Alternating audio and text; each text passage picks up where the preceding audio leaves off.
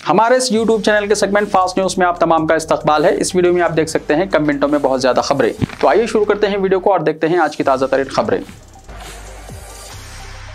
Parking fees वसूल करने पर हैदराबाद में शॉपिंग मॉल को 50,000 रुपए जुर्माना। शॉपिंग मॉल्स में गैर कानूनी तौर पर पार्किंग फीस वसूल करने पर जेएचएमसी ने कोकटपल्ली मंजीरा मॉल को जुर्माना आयद किया है। मॉल में गैर कानूनी तौर पर पार्किंग चार्जेस वसूल करने पर 50,000 रुपए जुर्माना किया गया। एक मुतासिरा ने सेंट्रल इन्फोर्समेंट सेल ऐप के जरिए शिकायत की कि मंजीरा मॉल में गैर कानूनी तौर पर पार्किंग फीस वसूल की जा रही है। साथ ही उसने मंजीरा मॉल में पार्किंग के लिए दी गई रसीद भी अपलोड की। सीसी ऐप ने तस्दीक की कि मॉल इंतजामिया पार्किंग फीस वसूल कर रही है। डायरेक्टरेट ऑफ इन्फोर्समेंट विजिलेंस और इन्फोर्समेंट डिपार्टमेंट ने शॉपिंग कॉम्प्लेक्स को 50,000 रुपए जुर्माना आयद किया गया।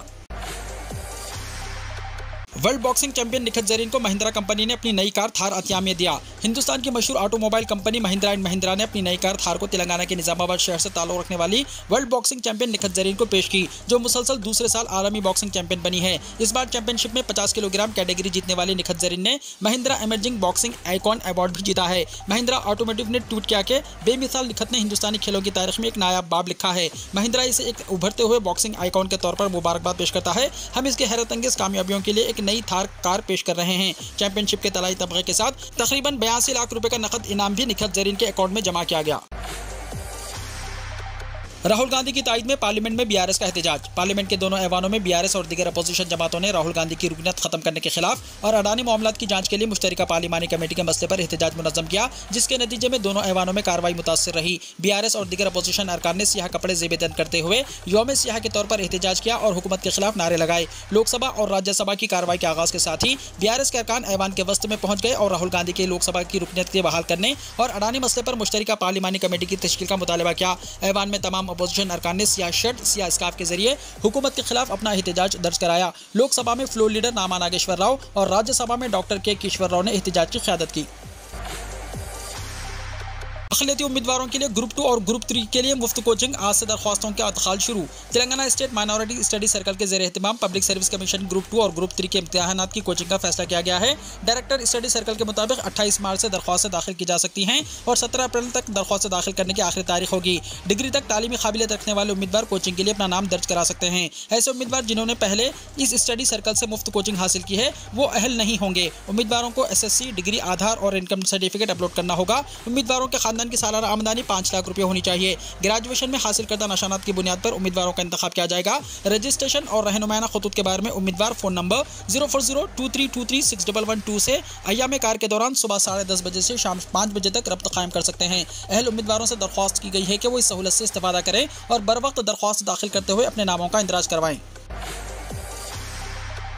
तेलंगाना में 4.5 लाख रमजान गिफ्ट्स तकसीम करने हुकूमत का फैसला। तेलंगाना हुकूमत की जानिब से हर साल की तरह गरीब मुसलमानों में रमजान गिफ्ट की तकसीम की तैयारियां शुरू हो चुकी हैं। रियासत भर में 4.5 लाख गरीबों में रमजान गिफ्ट की तकसीम के अलावा मसाजिद में इफ्तार डिनर का एहतमाम किया जाएगा। सेक्रेटरी अखिलती बहबूद अहमद नदीम ने इस सिलसिले में अहकाम जारी किए, जिसके मुताबिक ग्रेटर हैदराबाद म्युनिसिपल कॉर्पोरेशन के हुदूद में 448 मस्जिदें जबकि अजला में 367 मस्जिदों में रमजान गिफ्ट की तकसीम और इफ्तार डिनर का एहतमाम किया जाएगा। हर मस्जिद में 500 अफराद के लिए इफ्तार डिनर का एहतमाम रहेगा और गिफ्ट पैकेट्स तकसीम किए जाएंगे। ग्रेटर हैदराबाद के हुदूद में 448 मस्जिदों में 2,24,000 गिफ्ट पैकेट्स की तकसीम अमल में आएगी, जबकि बाकी अजला में 1,83,500 गिफ्ट पैकेट्स तकसीम किए जाएंगे। ग्रेटर हैदराबाद के हर बल्दी वार्ड में 2 मस्जिदों का इंतखाब किया जाएगा और 150 वार्ड्स के एतबार से 300 मसाजिद में रमजान गिफ्ट की तकसीम और इफ्तार डिनर का एहतमाम होगा। हर असम्बली हल्के में 4 मस्जिदों के एतबार से ग्रेटर हैदराबाद के असम्बली हल्के जात में 6 मसाजिद का इंतखाब किया जाएगा। सिकंदराबाद कंटोनमेंट में 16 मसाजिद में तकसीम अमल में आएगी। इसके अलावा यतीम खानों, शिया और महदवी मसाजिद के अलावा 19 मसाजिद का इंतखाब होगा। ग्रेटर हैदराबाद के अलावा रियासत के बाकी 95 असम्बली हल्के जात की 367 मसाजिद में रमजान गिफ्ट की तकसीम अमल में आएगी। महकमा अखिलती बहबूद ने 17 इजाफी मसाजिद की तकसीम की तैयारी कर ली है, जिसका बाद में इंतखाब किया जाएगा। अजला में तकसीम के लिए रमजान गिफ्ट पैकेट्स की रवानगी का आगाज हो चुका है, जबकि हैदराबाद में अप्रैल के पहले हफ्ते में तकसीम अमल में आएगी। जिले कलेक्टर्स को तकसीम की जिम्मेदारी दे दी गई है। इफ्तार डिनर के निकात के लिए हर मस्जिद को 1 लाख रुपए मंजूर किए जाएंगे। 200 रुपए फी कस के हिसाब से यह रकम मुताल्लिका मसाजिद के बैंक अकाउंट्स में जमा की जाएगी। जिले कलेक्टर्स मसाजिद की तफसीलात हासिल करते हुए बैंक अकाउंट्स में 30 मार्च तक रकम मुंतकिल कर देंगे। जिले कलेक्टर्स को हिदायत दी गई है कि ऐसी मसाजिद का इंतखाब करें जो स्लम इलाकों से करीब हों। ग्रेटर हैदराबाद के हुदूद में कमिश्नर जेएचएमसी को जिम्मेदारी दे दी गई है। चीफ एग्जीक्यूटिव ऑफिसर तेलंगाना वक्फ बोर्ड 30 मार्च तक शिया और महदवी मसाजिद के अलावा यतीम खानों की तफसीलात हासिल करेंगे। शहर के अतराफ की म्युनिसिपालिटीज में इफ्तार डिनर और रमजान गिफ्ट की तकसीम के लिए ओहदेदारों को इंचार्ज मुकर्रर किया गया है। 1 अप्रैल से इन दवाओं की कीमतों में होगा 12% का इजाफा। 1 अप्रैल से यानी अभी 3 दिन बाद जरूरी दवाओं की कीमतों में 12% का इजाफा होने वाला है। 1 अप्रैल से सारिफिन को इजाफी बोझ बर्दाश्त करना पड़ेगा। 1 अप्रैल से pain killer, antibiotic, anti infective और कार्डिक दवाओं की कीमतों में इजाफा होगा। ये लगातार दूसरा साल है जब दवाओं की कीमतों में इजाफा हो रहा है। हुकूमत ने शेड्यूल्ड दवाओं में 10% से ज्यादा इजाफे की इजाजत दे दी है। जरूरी दवाओं की फहरिस्त में 800 शेड्यूल दवाओं की कीमतें बढ़ जाएंगी। कीमतों में इजाफे में दर्द दूर करने वाली दवाएं, एंटीबायोटिक, दिल से मुताल्लिक तिब्दिक और दीगर अमराज शामिल हैं। दर्दकश अद्वियात, एंटी इन्फेक्टिव, कार्डिक दवाएं और एंटीबायोटिक दवाओं को हुकूमत ने सालाना ठोक कीमत इंडेक्स यानी WPI में तब्दीली के मुताबिक दवाओं की कंपनियों को कीमतें बढ़ाने की इजाजत दी है।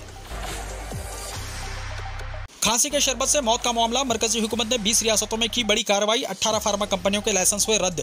मरकजी हुकूमत ने मुल्क भर की फार्मा कंपनियों पर बड़ी कार्रवाई की है। नकली दवाएं बनाने वालों पर शिकंजा कसने की तैयारी कर ली गई है। वजारत सेहत के आला ज़राए ने मंगल को इत्तला दी। इसके तहत कई फार्मा कंपनियों पर एक्शन हुआ। पहले मरहले में drug controller general of India यानी DCGI ने मुल्क में 76 दवासाज कंपनियों का मुआयना किया, जिसके बाद 18 फार्मा कंपनियों के लाइसेंस रद्द कर दिए गए। यह हैरानकुन कार्रवाई मरकजी हुकूमत और रियासती हुकूमत की मुश्तरका टीम ने की है। 18 अदवियासाज कंपनियों के लाइसेंस रद्द करने के अलावा 3 फार्मा कंपनियों के प्रोडक्ट परमिशंस भी रोक दी गई हैं, जबकि 26 फर्मों को शोकास नोटिस जारी किए गए हैं। जांच के लिए कुल 203 फार्मा कंपनियों की निशानदही की गई। ज़राए के मुताबिक DCGI की यह कार्रवाई मुल्क की 20 रियासतों में 15 दिनों से जारी है और यह सिलसिला आगे भी जारी रहेगा। इन रियासतों और मरकज के जेर इंतजाम इलाकों आंध्र प्रदेश, बिहार, दिल्ली, गोवा, गुजरात, हरियाणा, हिमाचल प्रदेश, जम्मू एंड कश्मीर, कर्नाटका, मध्य प्रदेश, महाराष्ट्र, पुडुचेरी, पंजाब, राजस्थान, सिक्किम, तमिलनाडु, तेलंगाना, उत्तर प्रदेश, उत्तराखंड और मगरबी बंगाल में DCGI की कार्रवाई हुई है।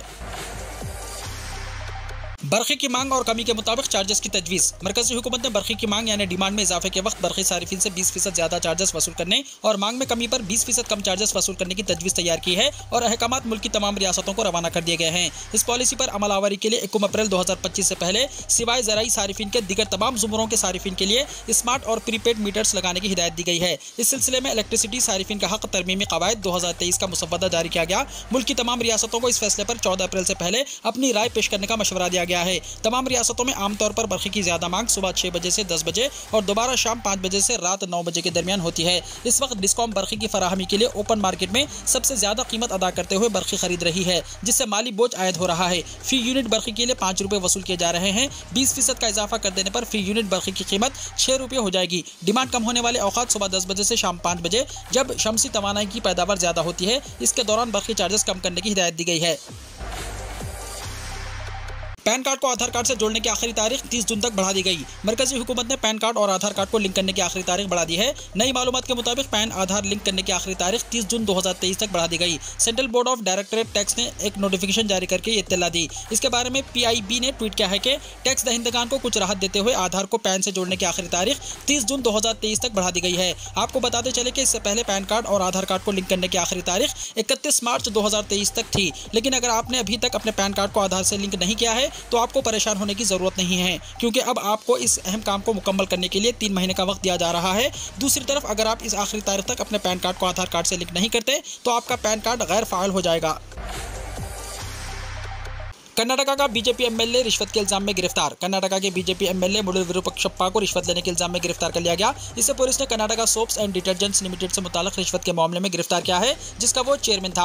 इसे लोक आयुक्त पुलिस ने बेंगलुरु आते हुए टिमुगुर के कैंसदार के करीब हिरासत में लिया। चंद दिन पहले रुकन असम्बली का बेटा प्रशांत मुडुल 40 लाख रुपए की रिश्वत लेते हुए पकड़ा गया था और पुलिस ने उसे इस केस में अहम मुलजिम बताया था। पुलिस ने रुकन असम्बली के घर पर धावा करते हुए करोड़ों रुपए नकदी जब्त की थी और रुकन असम्बली को भी इस केस में मुलजिम बनाया था। ताहम रुकन असम्बली विरूपक्षप्पा ने गिरफ्तार होने से पहले पेशगी जमानत हासिल की थी, लेकिन हाल ही में कर्नाटका हाईकोर्ट के सिंगल रुकनी बेंच ने इसकी पेशगी जमानत की दरख्वास्त को खारिज कर दिया था, जिसके बाद पुलिस ने फौरन इसे गिरफ्तार कर लिया। सराफा बाजार में नवरात्रि के 7वें दिन सोना और चांदी फ्लैट सतह पर। आज नवरात्रि के 7वें दिन और कारोबारी हफ्ते के दूसरे दिन घरेलू सराफा बाजार मुकम्मल तौर पर फ्लैट सतह पर कारोबार करता नजर आ रहा है। आज के कारोबार में सोना कल की आखिरी बंद कीमत से सिर्फ 5 रुपये फी 10 ग्राम ऊपर चढ़कर कारोबार कर रहा है। इसी तरह चांदी भी कल की आखिरी बंद कीमत के मुकाबले में सिर्फ 31 रुपये फी किलो बढ़ने में कामयाब रही है। इससे पहले आखिरी कारोबारी दिन यानी पीर को सोने की आखिरी बंद कीमत 58,892 रुपये फी 10 ग्राम थी। आज के कारोबार में चमकदार धात की कीमत में सिर्फ 5 रुपये का इजाफा हुआ। मुख्तलिफ जुमरों में आज सोने की कीमत सिर्फ 5 रुपये फी 10 ग्राम से लेकर 4 रुपये फी 10 ग्राम तक रही। दूसरी जानिब आज के कारोबार में चांदी भी 31 रुपये फी किलो तक चढ़ने में कामयाब रही। हुक्म की तामील करूंगा। सरकारी बंगला खाली करने के नोटिस पर राहुल गांधी ने लोकसभा सेक्रेटेरिएट को लिखा खत। कांग्रेस के साबिक सदर राहुल गांधी ने 12 तुगलक लेन वाक़ अपने सरकारी बंगले को खाली करने का इरादा जाहिर कर दिया है। 27 मार्च को लोकसभा हाउसिंग कमेटी ने राहुल गांधी को नोटिस जारी करके बंगले को 22 अप्रैल तक खाली करने की हिदायत दी थी। इस पर अब राहुल गांधी ने लोकसभा सेक्रेटेरिएट को अपना जवाब भेज दिया है। उन्होंने अपने खत में लिखा है कि इस घर से उनकी बहुत सारी यादें जुड़ी हुई हैं, लेकिन वो इस हुक्म की तामील करेंगे।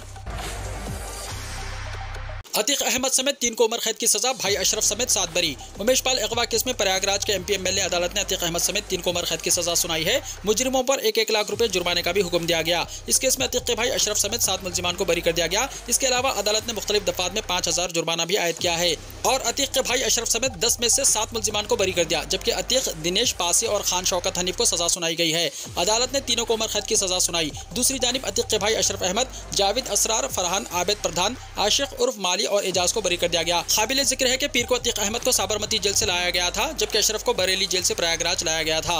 अतीक, अशरफ और फरहान को सख्त सिक्योरिटी में अलग अलग जेल वैन में जेल से अदालत लाया गया। कैदी को मारने और जेलर को धमकी देने के मामले में मुख्तार अंसारी बरी। लखनऊ जेल में कैद मुख्तार अंसारी और उनके हवारियों के साथ कैदी को मारने के साथ साथ जेलर और सब जेलर को धमकियां देने के 23 साल पुराने मामले में एमपी एमएलए कोर्ट के special ACJ M Abrish Kumar Shrivastava ने मुलजिम मुख्तार अंसारी, लालजी यादव, कल्लू पंडित, यूसुफ चिश्ती और आलम को सबूत की कमी की वजह से बरी कर दिया है।